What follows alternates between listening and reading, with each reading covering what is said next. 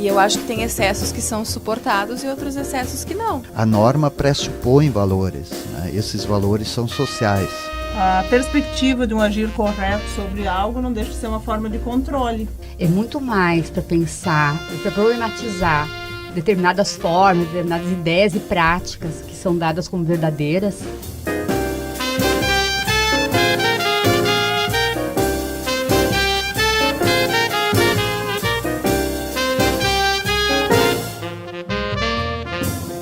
Interfaces.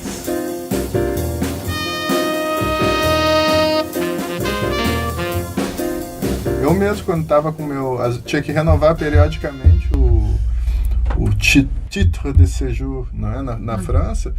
E quando passava o prazo de validade, tu já ficava... Tu tinha 3 meses, mas tu já ficava naquela, poxa. E aí tu tinha que ir para uma fila às 4 da manhã. Tu ficava numa fila no inverno, assim, em janeiro. Aí tu fica numa fila, não é? Com um monte de mulher com criança de colo e tal. E aí tu ficava lá até 8 da manhã. Aí 8 da manhã eles abriam, eles distribuíam 100 senhas, e em geral tu estava depois na fila, né? E aí tu não podia entrar. Aí tu tinha que voltar outro dia. Até eu tentei uma vez, 3 vezes e não consegui. E aí eu tinha levado o nariz de palhaço no bolso, né? Aí quando eles mandaram todo mundo embora, fecharam o portão, eu tirei, botei o nariz de palhaço e sentei. E francês se leva muito a sério, não é? Eles não gostam desse tipo de coisa. Daí eu vi que 2 funcionários se conversaram, e daí a pouco o segurança veio falar comigo e disse: o que o senhor está fazendo aqui? Eu disse: não, eu disse, essa situação é ridícula, não é? Toda vez eu venho aqui e vocês fecham o portão, a gente fica aqui desde as 5 da manhã e não consegue entrar, eu vou ficar aqui até amanhã. Eles: não, o senhor tem que ir embora. Eu disse: não, eu vou esperar até amanhã, porque eu estou no primeiro lugar da fila. Daí ele voltou lá, conversou com os outros, bom, a gente vai deixar o senhor entrar, mas tem que tirar o nariz de palhaço. Aí eu consegui entrar, daí eu fui, mas é uma situação que te deixa muito humilhado, assim. Eu vivenciei essa experiência recém-chegada ao Brasil. Eu cheguei com visto de turista. Aí quando eu entrei no concurso, mas eu só ia ter visto de estudante depois de ter ingressado no curso. Então ficou nesse paradoxo. Eu só podia ter documentação quando estivesse no curso. Enfim, tive que sair para o Paraguai, que era a fronteira mais próxima que tinha. Mas essa sensação de desterritorialização, eu falei, ainda bem que eu não sou exilada. Fiquei pensando muito na condição do exilado, aquele que sai do seu país jogado lá. E falei, bom, qualquer coisa eu tenho no meu país, lá me recebe. Mas é uma sensação muito... desestabilizante, pra gente, a gente fica completamente... Essa sensação de desterritorialização. Mas eu, no caso das migrações contemporâneas, eu acho que aqui no Brasil eles estão chegando com condições, pelo menos entre as legais. Né? Eles estão tendo todos aqui, eu acho que a política migratória aqui no Brasil permite que eles se legalizem. Tem 2 coisas, não é? Tem o reconhecimento por parte do Estado, e daí tem o outro que é por parte da sociedade, não é? Que é bem complicado, né? Quando está fora do teu país. Ontem mesmo eu estava em aula, né, conversando com os alunos, e tem um que estava apresentando um trabalho, e aí, não sei, ele entrou na temática dos imigrantes, né? Ele disse: mas lá a gente não contrata. Daí eu perguntei: mas por que vocês não contratam? Ele disse: não, porque se a gente fosse contratar, teria que botar todo um dispositivo para integração, porque eles não falam a língua, então tem todo... E não são todos que não falam a língua, né? Eles aprendem, mas tem toda uma representação, né? Uma ideia sobre os imigrantes, como se, não, vai ser muito difícil para a empresa, né? E muitas vezes você perde profissionais de grande capacidade, né? Porque você não tem também essa abertura para receber o outro, para ver se ele tem capacidade ou não, antes da seleção. Também que escondem outras lógicas. São discursos que escondem outras lógicas. Você fala, que dificuldade de integração. Esse fenômeno é interessante porque a gente percebe uma mudança na própria sociedade em relação aos imigrantes. No início era assim, bem-vindos, tudo, portas abertas. Atualmente, por causa de problemas experiências negativas, assim, tipo enfrentamentos, os imigrantes muitas vezes colocam na justiça, processam, várias situações que fazem com que os que ficam, isso já, os discursos quem fica aqui fica pagando as consequências de quem faz tudo para ir. Então já a relação das empresas ou da sociedade com o imigrante mudou, ou seja, esse significado do imigrante, porque eles estão começando a desenvolver estratégias para viajar, sair, aquela coisa que fazem tudo para sair logo do trabalho, e acaba que essa imagem do imigrante mudou. Principalmente um certo risco social é visto no imigrante. Eu trabalho na rede pública de ensino, então eu toco na temática. Como eu leciono história, sempre tem alguma coisa relacionada à imigração, né? O ser humano é um ser migrante desde sempre, eu diria. E a própria sociedade tem vendo ainda mais no contexto que a gente se encontra hoje, de, olha, crise econômica, desemprego, instabilidade política. A sociedade, não querendo generalizar, mas de certa forma termina vendo como um risco também trazer esse imigrante. Olha, vai ser um cara que vai ter que usar o SUS, o Sistema Único de Saúde, vai ser o cara que vai tirar nosso emprego. Isso é corriqueiro da gente escutar pelos corredores, e a própria sociedade se manifesta dessa forma, ainda mais nesse período de instabilidade. O imigrante está sendo visto, a grosso modo, muitas vezes como um risco social para o Brasil. Tem um grande desemprego, né, atualmente, né, e aí toca primeiramente os imigrantes, porque as pessoas preferem trocar por um nacional, não é, do que um estrangeiro, né, sempre acaba ocorrendo, e essa população que está mais vulnerável, né, nos postos de trabalho menos bem pagos, em linha de produção que com a diminuição do consumo, né, acabam sendo reduzidas também, acaba sofrendo em primeiro lugar, né? Essa crise econômica e política tem dado tem afetado esse fluxo bem intensamente. Mas acho que a gente fala assim em termos gerais, mas eu percebo agora que comecei a pensar a situação dos senegaleses é muito mais complicada do que a dos haitianos, a gente pode falar. Eu não sei se...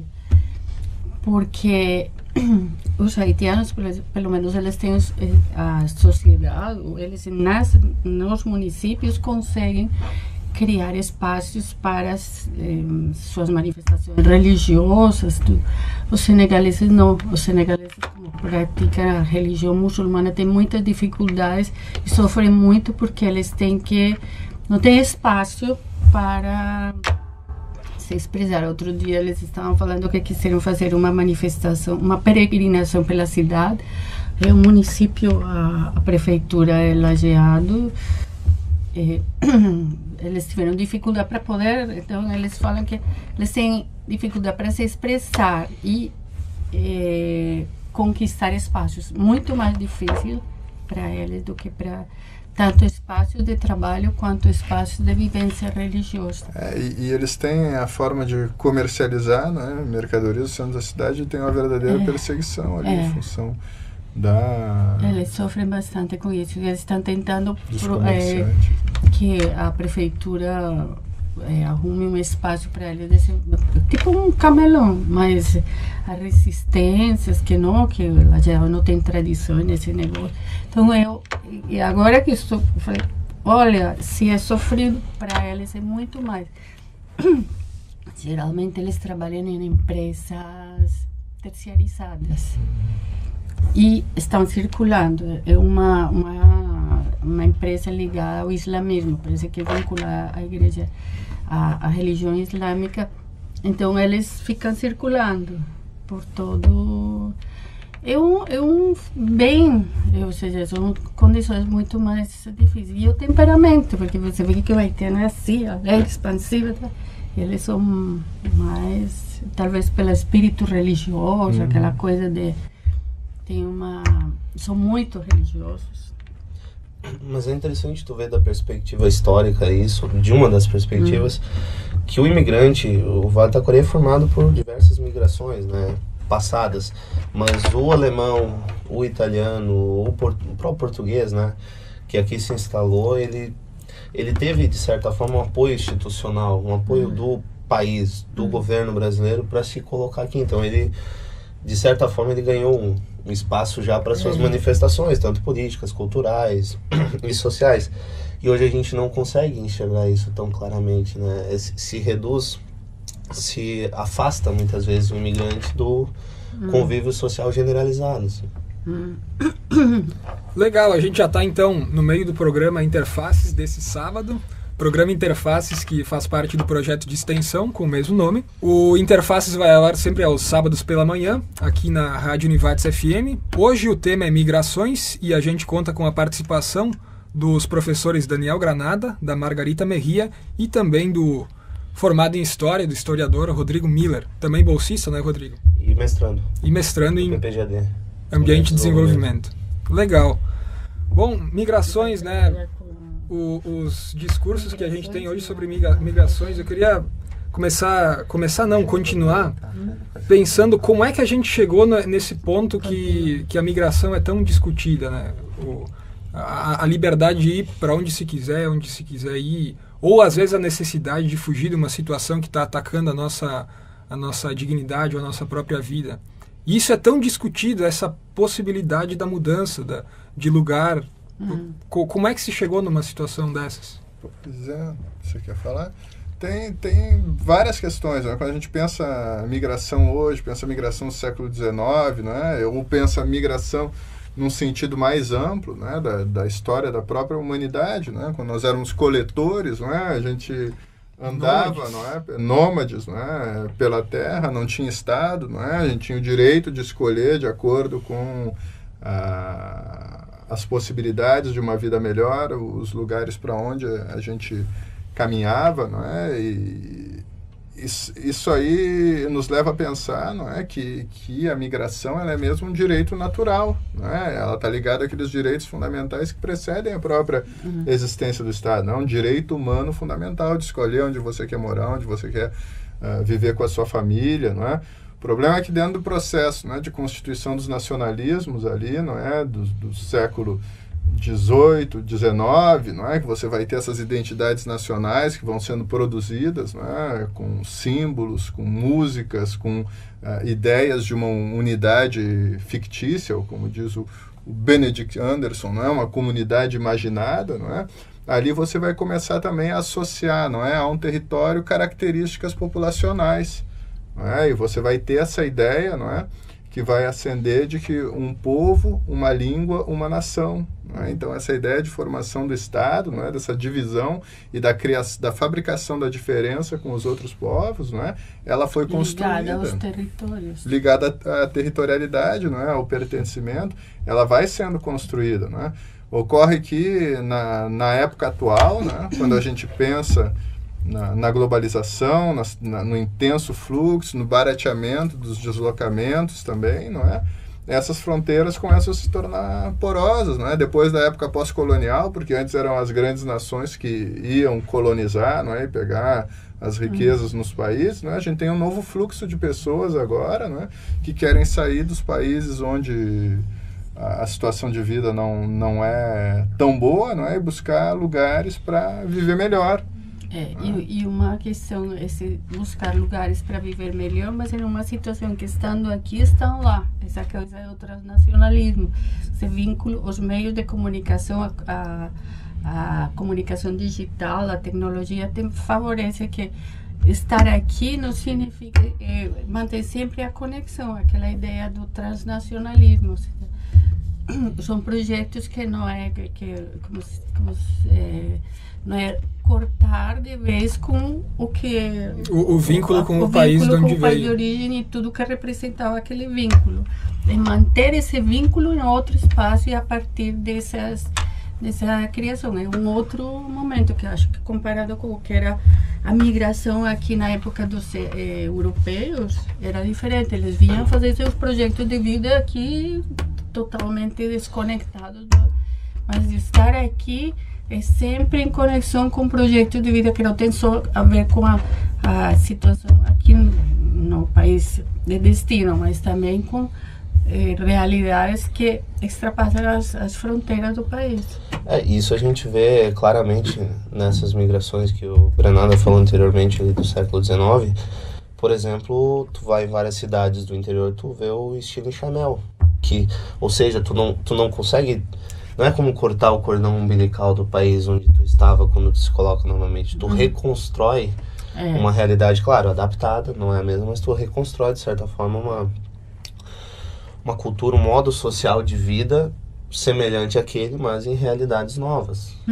Sim, mas o que eu falo eu construí um modo de vida inspirado naquilo que o que falou Daniel, aquela coisa como recriar um modo de vida, mas é diferente porque aqui não é só recriar um novo modo de vida, o modo de vida aqui, ou seja, estar aqui envolve projetos ligados ao estar lá, ou seja, há um vínculo com os países de origem e com pessoas de outros países, essa ideia de rede. A Margarita tocando num ponto importante, né, que é a forma como a gente explica a migração, né, a teoria social que vai dar conta, não é, do fenômeno que também ela é produzida numa determinada época. Porque até os anos 60, não é, a gente pensava em imigração, pensava no imigrante que chegava no outro país e queria ser assimilado, né? E para ser assimilado ele escondia a cultura do país de origem, né? Isso, só vivia dentro do ambiente privado, da vida doméstica, né? Vai ser a partir dos anos 90 que a gente vai começar a ter estudos que vão falar desses vínculos, não é? Além do território, também facilitado pelos meios de comunicação, pelo barateamento das viagens, não é? Pelo telefone, mais tarde pela internet, que radicalizou isso, não é? Os canais de televisão, que você pode assistir um canal de televisão de um outro país aqui no Brasil, não é? Então a gente vai começar a pensar na ideia da transnacionalização, não é? Que quer dizer que a gente constitui a nossa identidade com um pertencimento a um ou mais países, né? Isso. Dentro de uma rede. São múltiplas identidades. Não é que a gente pode negociar isso. E agora, não é, mais recentemente, você vai ter outros autores chamando a atenção de sim, transnacionalismo ok, mas é altamente regulado pelos estados ainda, não é? Que os estados ainda dão as cartas dentro desse jogo, definindo quem entra e quem não entra, principalmente na Europa, né? Onde essa questão é mais evidente. Nos Estados Unidos, essa ideia de construção de muros, né? Então você tem aí também porque o problema da teoria social, né, que está sempre mudando, porque a sociedade ela vai se transformando, né? Então tu tem um momento de maior abertura, né, onde a gente está pensando em fluxo, né? E aí já chega num outro, você está pensando em fronteira, em muro de novo, né? Que a gente dá 2 passos para frente e 3 para trás, né? Então, isso aí nos leva também, dentro da teoria social, a ter que pensar essas novas questões, né? Agora, recentemente, o Brasil adotou uma política, né, de imigração, que já passou, já foi aprovada por substituir o Estatuto de Imigrante, que é considerada, não é, bem progressista, não é, bem à frente das outras legislações, do que tinha aqui no Brasil, mas das outras legislações de países europeus ou Estados Unidos, né, no sentido de um tratamento mais digno ao imigrante, de um acolhimento mais qualificado, né, do acesso aos direitos sociais também, o que é importante, né? E aí você tem uma mudança da lei, que era uma lei securitária, né, formada durante o período da ditadura, chamado de Estatuto do Estrangeiro, né, que já traz consigo o Estatuto do Estrangeiro, você já sente que é algo, né? Outra coisa que eu gostaria de destacar é essa teoria de Zayat, que pensar a migração como um fato social total, ou seja, migração, aquilo que estava falando, a ideia que sempre tem não é só a questão econômica, os motivos econômicos que estão incidindo em questões políticas. Tem vários elementos que estão em jogo nesse processo migratório, inclusive o próprio protagonismo dos sujeitos nesse processo. Quer dizer, a gente não pode pensar que está só condicionado por questões alheias, ou que emigra tem também seu protagonismo. seja, considerar que são várias dimensões envolvidas e que os sujeitos são protagonistas ao mesmo tempo que são protagonistas desse processo, são condicionados por várias dimensões, as questões políticas, econômicas, culturais, enfim. É uma questão muito mais complexa do que a gente pensa, porque geralmente, não, está lá com problemas econômicos, mas estão migrando. Mas há muitos outros fatores. A ideia, por exemplo, das famílias transnacionais, que eu acho que é uma que a gente percebe bastante, que essa migração tem a ver com projetos de família, não tem projeto. Os sujeitos são protagonistas, mas estão inseridos em projetos mais amplos. Vamos ouvir uma música aqui para ilustrar um pouco o programa, né? O Manu Chao, né, Granada? Vamos lá, né? Você está sugerindo aí, a gente vai... Não, uma sugestão tua. Manu Chao, que era francês, né? Cantava em espanhol. É um transnacional, né? Justamente, né? Um cara aí que... Mesmo a produção dele transparece isso, né? A forma como ele elabora as músicas, né? Traz essa questão... Fala em várias línguas também, o que é interessante, né? Para o tipo de composição, os ritmos também são bacanas. Né? Então vamos escutar. Vamos ouvir então a música Clandestino do Manu Chao.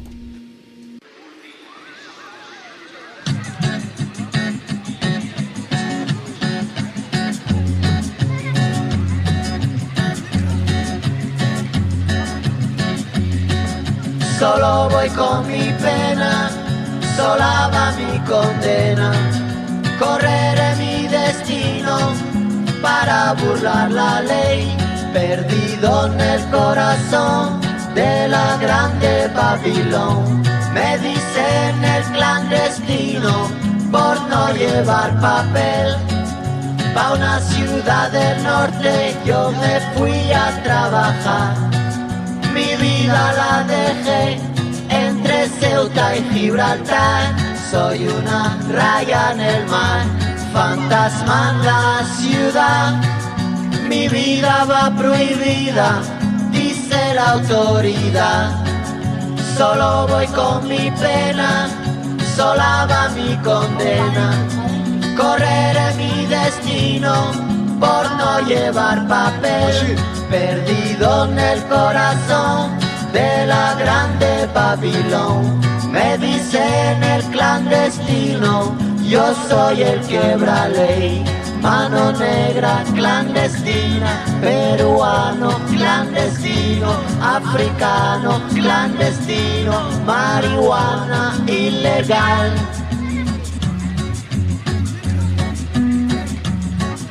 Solo voy con mi pena, sola va mi condena. Correré mi destino para burlar la ley, perdido en el corazón de la grande Babilón. Me dicen el clandestino por no llevar papel. Argelino clandestino, nigeriano clandestino, boliviano clandestino, mano negra ilegal. شوف الله يخليك اذا ما تساليت اذا ما تهز الصبح شوف داك السماء في النموذج الشمال ديال الكرفان ولا شي ناس يمشيو لموريتانيا ويجي معاهم باش الكازين راه غادي يعطيو واحد هذا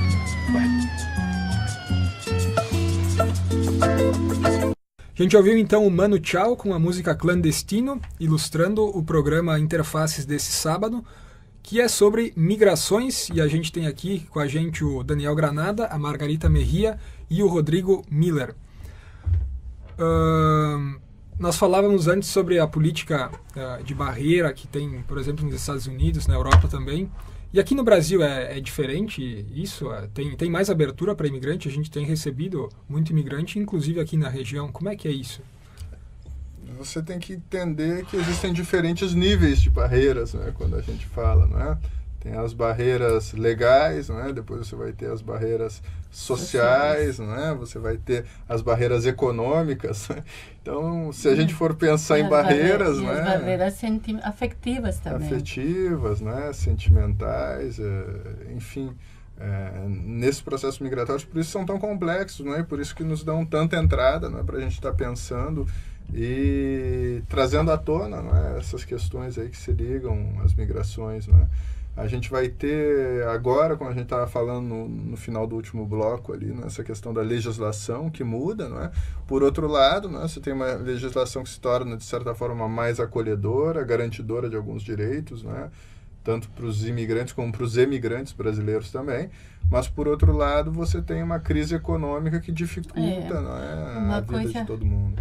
Uma questão é o que está na lei, e outra é como a lei é vivenciada, porque os projetos de lei podem ser muito democráticos, acessíveis, só que como as políticas municipais e como a situação social permite que ou seja, as barreiras que tem na execução das políticas, eu acho que isso é outra coisa. A lei é importante porque é uma garantidora de direitos, né? Está positivado, não é? Está positivado que o imigrante ele tem acesso, não é, a um julgamento justo, não é? Que ele tem acesso a um processo de reconhecimento de naturalização, por exemplo, não é? Mas o problema, como a Margarita está assinalando, né, é como é que isso se efetiva agora, não é, dentro da sociedade, como é que vai ser esse processo. Porque acaba que existem histórias bem dramáticas, não é? A gente teve, por exemplo, o caso de um rapaz do Bangladesh que veio nos procurar ali no Sajur, não é? Justamente porque ele não tinha o estatuto dele de refugiado reconhecido, não é? E foi em Brasília e tal, tinha carteira de trabalho, trabalhava numa empresa da região regularmente, mas queria trazer a família, ou queria visitar a família lá e não podia porque ele estava nesse hiato, não é? De uma demanda que não tinha resposta, não é? Ou que era uma resposta negativa sempre, em função de ser tomado, não é? Por um processo burocrático e aonde você é um número, não é? Onde as pessoas não veem qual é a tua verdadeira condição, por que tu saiu do teu país, não é? Porque quando a pessoa pede a imigração, não é? Ela traz consigo um caráter volitivo, não é? Você decidiu, não é? Construir o teu projeto de vida em outro lugar. Mas a questão do refúgio ela é muito mais delicada, não é? Porque você sai por um motivo de perseguição geral política, não é? Como era o caso desse rapaz, e você não tem a possibilidade de voltar, não é? Ela é remota, não é? Mesmo que você queira, às vezes o governo que está no poder, não é? Às vezes questões internas, políticas te impedem, não é? De retornar ao país. Então você precisa do reconhecimento do estatuto de refugiado para ter certas garantias, né? E isso muitas vezes é uma situação dramática para várias pessoas e famílias. E outra questão é que outro impasse nisso é que muitas vezes os imigrantes não conhecem os direitos que têm. Isso tem sido uma demanda, ou seja, a importância deles estar atentos assim, quais os direitos que eles têm como imigrantes. Nós tivemos relatos, por exemplo, né, que agora, nesse período de crise, o que tem acontecido é que o trabalhador, ele chega no trabalho, trabalhador imigrante, não conhece as leis, e dizem para ele, você está de férias, né?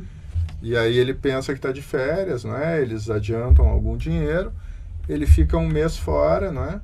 E quando ele volta, diz, não, você abandonou o trabalho, né? Porque ele não recebeu nenhum documento de que estava de férias, né? Ele não recebeu nenhum papel, e acaba chegando e se vendo precarizado, porque ele perde os direitos, porque ele é demitido com justa causa, né? Isso é uma demanda que eles... Você acaba tendo, né, esse tipo de prática que não é nada legal, não é? Mas que, infelizmente, pelo desconhecimento, acaba ocorrendo. Nesse ponto, a Margarita tocou numa questão muito interessante que, bom, a lei, ela assegura, assim, o direito.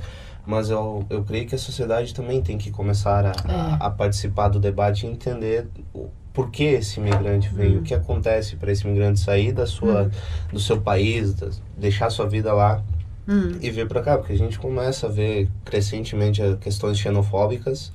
A Europa, a gente acompanha pelo noticiário que está aflorando no momento mais específico, mas aqui no Brasil a gente também termina vendo muitos casos de xenofobia. Bom, ele é o estrangeiro, ele é o outro. E num período tão globalizado, em que a globalização vai a todo vapor, a gente pode pensar com o Milton Santos que ela hoje pode ser vista como uma perversidade, né? Porque tu termina excluindo grande parte da população mundial desses benefícios que a globalização traz. Mas a gente pode ver ela como uma possibilidade também, de reconhecer esse outro e ver que, bom, sim, ele vem de uma cultura diferente, de um lugar diferente, de um modo de vida diferente, mas ele tem espaço em outros lugares, ele pode ter espaço aqui também. A gente pode construir junto uma nova globalização, talvez. O que você está falando, eu acho que vai ao encontro dessa ideia de que o que fomenta na contemporaneidade esse processo de imigração são as desigualdades entre os países, ou seja, quem migra, de que países migram e para onde migram. Então sempre se coloca uma hierarquia entre os países. Então quem chega, por exemplo, nós estamos falando da população que chega de países que estão em condições econômicas ou políticas difíceis, e eles chegam à procura de espaços de trabalho, espaços de atuação aqui. Então eles sempre chegam numa condição, bom, eles são os negros, os que vêm dos países pobres, então eles chegam já em uma posição de inferiorização, tanto que é uma reclamação que a gente sempre escutou, não, Daniel? A ideia é que muitos deles têm qualificação profissional, muitos deles tiveram em seus respectivos países formação profissional, tanto os haitianos quanto os senegaleses chegam aqui, ninguém pergunta, você estudou, passou por uma universidade, tem curso superior, não. Logo colocam eles associam eles por sua condição física, do lugar de onde vêm. Não, vão lá trabalhar no que os brasileiros não querem. Isso quando os brasileiros não querem. É os buraquinhos lá que ainda restam. Então é um fenômeno, infelizmente, que ilustra as desigualdades sociais entre os países. Desigualdades sociais, econômicas, políticas, bem, todas os caos. O caos que essa situação... O que o Paulo chama de refúgios humanos, às vezes. Mas sabe, olha que engraçado, né? Eu tava pensando, eu li agora esse final de semana, acho que foi o último livro dele, foi publicado agora em 2017 pela Zahara aqui no Brasil, chama Estranhos à Nossa Porta, né? Onde ele está discutindo justamente essa questão da imigração na Europa, não é? E do papel da mídia, não é? E dos políticos numa diabolização do outro, não é? E às vezes da negação da própria humanidade do outro em certos discursos, não é? Você tem ali no leste da Europa, não é? Alguns governantes que qualificam o estrangeiro como baratas, não é? Porque e que tem que impedir essa entrada, não é, dessas pessoas e tal. Então você tem uma demonização do outro, e os países como a Alemanha, por exemplo, precisam, não é, dessa mão de obra que chega, precisa dessas pessoas, não é, porque tem taxas de crescimento dos nacionais que são negativas, não é? Então a Merkel, ela tem uma política mais aberta na Europa, não porque ela queira, não é? Mas porque justamente, não é, esses fluxos eles são necessários para a própria economia do país, para pagar as aposentadorias, né, em países onde as pessoas vivem cada vez mais. E também ele coloca ali, ele coloca em evidência também essa ideia de que quando você faz uma política, não é, que é restritiva ao imigrante, onde ele se sente mal no país de acolhimento, você cria, na verdade, uma fábrica de pessoas que vão estar no teu território, né, porque isso é inevitável hoje, e que vão detestar o teu país, não é? Porque se sentem mal, porque se sentem mal acolhidas, não é? E se cria um ódio, comunidades fechadas, não é? E potencialmente, não é? Em potencial, criando um potencial problema para os países, não é? Enquanto que se você acolhesse, oferecesse oportunidades, né, integrasse, você dissiparia isso de alguma maneira, não é? Então, essa política securitária, não é, de marginalização do outro tem um efeito completamente contrário. Não é?